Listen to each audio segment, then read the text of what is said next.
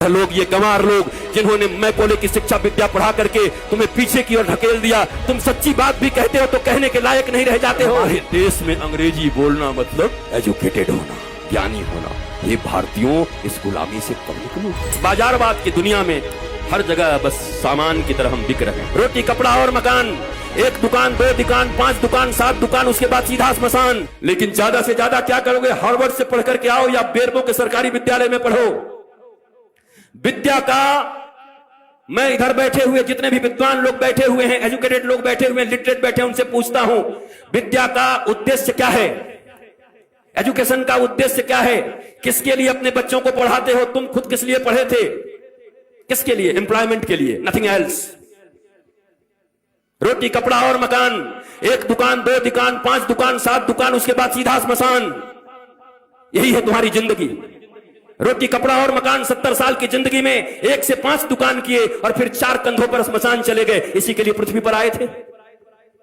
सारी जिंदगी टेंशन, सारा जिंदगी दुख, सारा जिंदगी डिप्रेशन, सारा जिंदगी हाय हाय, सारी जिंदगी कर्ज, सारे जिंदगी रिश्तेदारों को मनाते रहे, एक दूसरे से नीचा देखने और दिखाने का काम चलता रहा और उसके बाद एक दिन तुम्हारी मृत्यु आ गई। हमने सुना था कि मनुष्य का जीवन सबसे सार्थक होता है। दुर्लभो मानुषोदेहि देहि नाम क्षणभंगुरः तत्रापि दुर्लभम मन्ये वैकुंठ प्रिय दर्शनम। ये दुनिया में सबसे ज्यादा का, सबसे अधिक, सबसे ज्यादा प्रभावशाली मानवीय जीवन है। क्या ये जीवन है? क्या इस जीवन के लिए मनुष्य को श्रेष्ठ बोला गया? ये कौन सी श्रेष्ठता है तुम्हारी? तुम चैन से सो नहीं सकते, तुम चैन से बैठ नहीं सकते, तुम पड़ोसियों का उत्थान नहीं देख सकते, तुम दुख को हैंडल नहीं कर सकते। राम जी के जैसा सत्ता चला जाए, उसके बाद भी जब माता कौशल्या पूछती है, राम तुमने सब काम कर लिया ना, सारी पूजाएं कर ली ना, कल मेरे बेटे का राज्याभिषेक होने वाला है, कल तू युवराज बनेगा। तो धीरे से राम जी कहते हैं, मां मेरे पिताजी इतने छोटे थोड़ी हैं। बोला क्या हुआ? मेरे पिताजी ने निर्णय किया है कि छोटे से राज्य अयोध्या का मुझे युवराज नहीं बनाएंगे। पिता दीन मोहि कानन राजू, उन्होंने मुझे बन का राजा बना दिया है, मुझे बन का विराट राजा बना दिया है। ये राम है। रातों रात सत्ता छिन गई पर अपने पिता को कह रहे हैं, मेरे पिता ने मुझे बन का राजा बना दिया। मां अयोध्या छोटी है, मैं बड़ा हूं ना। तो कहा तू इतना छोटा राज्य संभालेगा? तू बन का राज संभाल। जा, लाखों ऋषि महर्षि तेरा इंतजार कर रहे हैं। कई सबरी तुम्हारे लिए बैठी हैं, कई सुतीक्षण बैठे हैं, कई सरभंग बैठे हैं, कई जटायु तुम्हारे लिए बैठे हैं, कहीं सुग्रीव बैठा है बाली से लात खाए। जाओ सबका उद्धार करो। और इसलिए राम को वनवास दे दिया। पर तुम्हारे जीवन में ऐसी स्थिति आ जाए तो तुम्हारे बच्चे आत्महत्या कर लेते हैं। नंबर कम आ जाए, अगर पिताजी ने कह दिया, माता जी ने, अगर तेरा 80% से कम आया, शर्मा जी के बेटा से अगर तेरा नंबर कम आया तो मैं जहर खा लूंगी। बच्चा देखता है नंबर तो आया 60%, घर आते आते सोचता है आखिर माता पिता ने कहा है हम जहर खा जाएंगे, वो क्यों मरेंगे, हम ही खा जाते हैं। इतना प्रेशर क्यों पढ़ने का? क्या पढ़ा रहे हो? मशीन बना रहे हो बच्चों को? गधों की तरह बोझ टांग दिया है यहां पर। क्या करोगे? 2 रोटियां ही तो कमाओगे ना, 2 कपड़े ही तो पहनोगे ना, इतने ही ना, किससे कुछ ज्यादा? रावण और राम की वृत्ति में क्या अंतर है? इतना ही तो है। रावण कहता है कि दुनिया में जितना भी सुंदर है वो सब मेरा होना चाहिए, सब मेरा। राम जी कहते हैं जो मेरा है वो सबसे सुंदर है। यही राम और रावण के विचार में अंतर है। जो मेरा है वो सबसे सुंदर है। दुनिया का सब सुंदर मेरा करने में तो रावण बन जाओगे। इस वृत्ति का अंतर है। यही राम और रावण का युद्ध है। जो प्राप्त है वही पर्याप्त है, नहीं तो सर्वत्र दुख व्याप्त है। जो प्राप्त है वही पर्याप्त है। मेरे पास जो कुछ है वही है। परिश्रम करो, पुरुषार्थ करो, प्रार्थना करो, पर रो मत। वही है वही जो राम रचि राखा, को करे तर्क बढ़ा वही शाखा। इसका मतलब ये नहीं कि आलसी बन जाओ। अगर मैं भी ये कह के पढ़ा होता कि राम जी का कथा हुआ तो राम जी कराएंगे, तो क्या राम जी हमारे घर में एरोप्लेन घुसा देते, एयर इंडिया को? क्या करते? हमें आना पड़ा, हमें निकलना पड़ा वृंदावन से आकर के दिल्ली आना पड़ा। दिल्ली से हमें फ्लाइट लेनी पड़ी, फ्लाइट से आकर के रांची लेना पड़ा। रांची से 2.5-3 घंटे में हम और अन्नू बैठ करके साथ में यहां तक पहुंचे। तब जाकर के बेरमो फूसरो पहुंचे। यहां घाटी ऐसी ऐसी, पूरा झारखंड। हम तो चैतन्य महाप्रभु को याद करते आ रहे थे कि हे महाप्रभु हरे राम हरे कृष्ण हरे राम हरे कृष्ण। पूरा हरियाली चारों तरफ थी, अच्छा था। आए, यहां भी आनंद आया, आपको देख करके आनंद आया। याद रखो, कहते तो सभी हैं पर विश्वास रखो, दोनों भुजा उठा के कहता हूं, मेरे लिए बस एक ही आह्लाद है, न कोई चढ़ावा न कोई सामान, बस हृदय से आकर के बैठ करके राम का गुणगान सुन लो, यही मेरी दक्षिणा है। अगर तुम्हारे मुख से राम और कृष्ण के नाम निकलने लगे, तुम्हारे बच्चे अगर शिवाजी और छत्रपति महाराणा प्रताप इत्यादि की तरह होने लगे, विवेकानंद होने लगे, तो मेरी दक्षिणा मुझे मिल गई है। इससे ज्यादा क्या चाहिए? कपड़े भी हैं, गाड़ियां भी हैं, आश्रम भी हैं, बहुत कुछ है। अब क्या करूंगा? मैं अकेला हूं। अकेला नहीं हूं, मेरे साथ 8 अरब लोग हैं। वसुधैव कुटुंबकम, 140 करोड़ भारतीयों के साथ साथ 8 अरब लोग। चूंकि सनातन संस्कृति ही एक ऐसी संस्कृति और धर्म है जो पूरी दुनिया को अपना परिवार मानती है। कोई कहता है मैं बड़ा, कोई कहता है मैं बड़ा, कोई कहता है मैं बड़ा, पर एक हमारा धर्म है जो कुछ नहीं कहता। वो कहता है धर्म की जय हो, अधर्म का नाश हो, प्राणियों में सद्भावना हो और विश्व का कल्याण हो। ये हम कहते हैं, सनातन ही धर्म है। बाकी मत हो सकते हैं, जितने भी लोग हैं, 8 अरब लोग हैं, 8 अरब मत हो सकता है, पर धर्म एक था, एक है और एक सदा रहेगा। और उस धर्म का नाम है सनातन धर्म। एकमात्र धर्म इस पृथ्वी पर है जो पूरी दुनिया को अपना परिवार मानता है, अपने परिवार की तरह रखता है और पूजता है। तुम्हें गौरव हो। मुझे याद है आज के 10-12 साल पहले जब योगी आदित्यनाथ जी महंत जी सांसद थे, हमारा मिलन हुआ गोरखपुर में, गोरखनाथ पीठ में। एक भागवत की कथा थी, वहां मैं भी था, आप भी थे, एक साथ बैठे हुए थे। हमारी चर्चा होने लगी। उन्होंने कहा क्या कहें, लोग हमें सांप्रदायिक सांप्रदायिक कहने लगते हैं। हम कि महाराज जी अब हमें ग्रंथ खोलना चाहिए। ग्रंथ खोल करके संप्रदाय का परिभाषा क्या है, संप्रदाय किसको कहते हैं? सम्यक प्रकार से हमारे पूर्वजों ने जो हमको प्रदान किया है, जो विचारधारा, जो अपनी विचारधारा, पवित्र विचारधारा हमारे पूर्वजों ने हमें प्रदान किया है, उसको कहते हैं सम्यक प्रकार से विचारों को प्रदान करने की प्रक्रिया को संप्रदाय कहते हैं। और अगर इसे संप्रदाय कहते हैं तो महाराज आज के बाद आप कह दीजिएगा टीवी चैनलों पर कि गर्व से कहो हम सांप्रदायिक हैं, हमारे पूर्वजों ने हमको जो विचार दिया है उसको लेकर के हम इस दुनिया में चल रहे हैं। लज्जा क्यों करते हो, शर्म क्यों करते हो? ये अनपढ़ लोग, ये गंवार लोग जिन्होंने मैकोले की शिक्षा विद्या पढ़ा करके तुम्हें पीछे की ओर ढकेल दिया, तुम सच्ची बात भी कहते हो तो कहने के लायक नहीं रह जाते हो। सांप्रदायिक कोई खराब शब्द नहीं है, संप्रदाय शब्द भारत का सबसे प्यारा शब्द है, सनातन संस्कृति का सबसे प्यारा शब्द है। पर तुमको संप्रदाय के लिए क्या पढ़ा दिया गया? तुष्टीकरण और संप्रदाय पढ़ा दिया गया तुमको। यहां तुष्टीकरण नहीं, यहां 140 करोड़ लोगों के संतुष्टीकरण की बात होती है, यहां 8 अरब विश्व के लोगों की संतुष्टीकरण की बात होती है। यह है सनातन धर्म। तुम्हें गौरव होना चाहिए अपने धर्म के ऊपर, पर तुम बैकडोर में रहते हो, पीछे रहते हो, क्योंकि तुम्हारे पास ज्ञान नहीं है, क्योंकि तुमने हिंदी नहीं पढ़ी, तुम इंग्लिश पढ़ रहे हो, ना हिंदी ना इंग्लिश, ये मिली जुली। मुझे ताज्जुब तब लगता है जब ये भोजपुरी सिनेमा के एक्टर भी जब टीवी पर आते हैं तो एंड आई इफ यू, अरे भोजपुरी में पिक्चर बनाए, भोजपुरी में बोल। ये हिंदी एक्टर जब आते हैं सिनेमा बनाएंगे, हिंदी बनेंगे, कूली बनेंगे, गांव के आदमी, पर जब आएंगे तो एंड आई एंड दिया एंड मेरी जान, अरे हिंदी बोल भाई, तुमको इन हिंदी वालों ने सुपरस्टार बनाया है। टेटे टेटे इंग्लिश बोलता है बैठ के, पर हमारे देश में अंग्रेजी बोलना मतलब एजुकेटेड होना, ज्ञानी होना। हे भारतीयों, इस गुलामी से कब निकलोगी? इस दुनिया में सबसे रीच लैंग्वेज है तो संस्कृत है, और सबसे पुअर लैंग्वेज है तो इंग्लिश है। संस्कृत के पास 1,74,00,000 से ज्यादा वर्ड्स हैं। करोड़ कह दिया, अरब। इंग्लिश के पास कितने हैं? बेचारा हर साल 2-4-10 बढ़ाते रहता है। हमारी कितनी बढ़िया संस्कृति है, मौसी, चाची, मामी, वहां सब आंटी, पता ही नहीं कौन क्या। Brother and brother in law, बताओ, sister and sister in law, वो लॉ के अनुसार सिस्टर है और ये कैसी सिस्टर है? ये क्या है? This is language. बोलने दो जो बोलते हैं, तुम भी सीख के रखो, पर गौरव तो अपनी संस्कृत पर करो। संस्कृत में गाली भी दोगे ना तो बड़ा आनंद आएगा। किसी को कह दो ना, आप तो ग्राम सिंह हैं, खुश हो। ग्राम सिंह, ग्राम सिंह का अर्थ कुत्ता होता है, कुकुर। किसी को कह दो आई आई आप तो ग्राम सिंह है, वो भी कहेगा।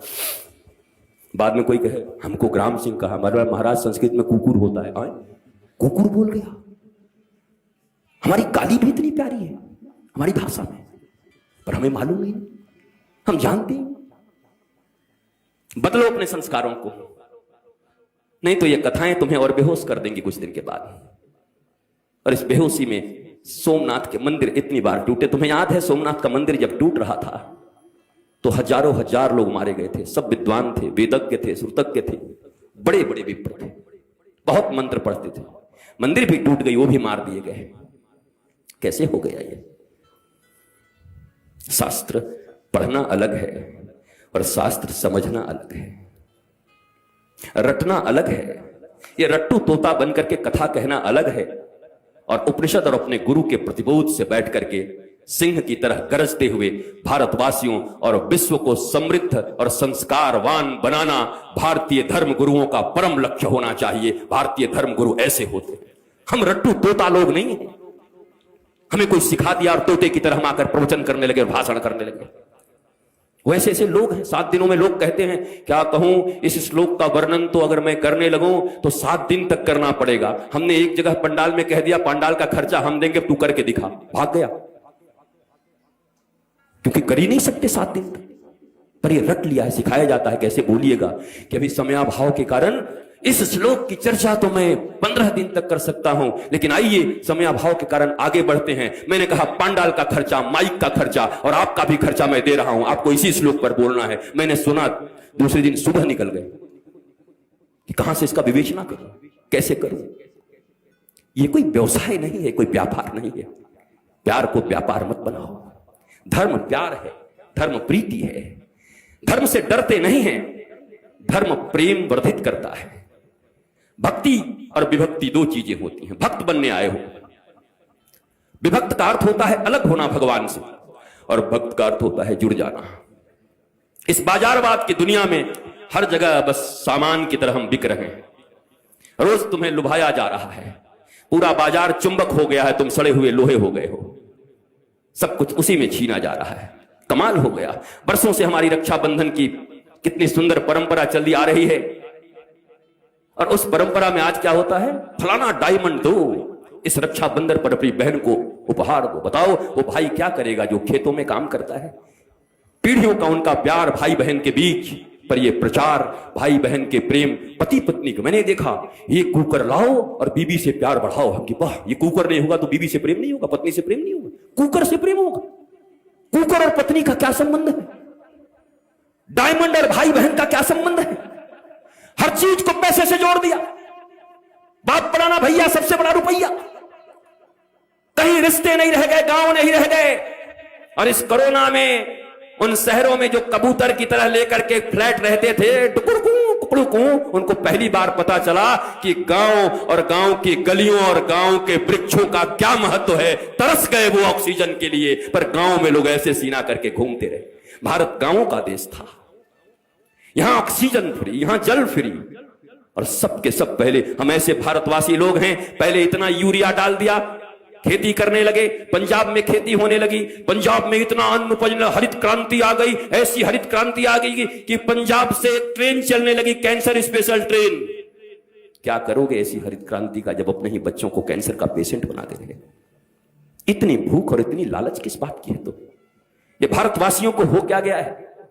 जो भारत विश्व गुरु था, जिस भारत की माताएं प्रहलाद, अलर्क जैसे पुत्रों को जन्म देती थी, ये हो क्या गया है? ये कहां से बुद्धि बिगड़ गई हमारी? ये कहां से आपके बच्चों में आप कंपटीशन भर रहे हैं, सिर्फ प्रतियोगिता भर रहे हैं। इतना छोटा बच्चा होता है, उसको प्रतियोगिता से तुम्हें इतना नंबर लाना पड़ेगा, उससे ज्यादा नंबर लाना पड़ेगा। क्या बना रहे हो उसको? कोई कहता है डॉक्टर बनो, कोई कहता है इंजीनियर बनो, कोई कहता है ये बनो, कोई कहता है व्यवसायी बनो।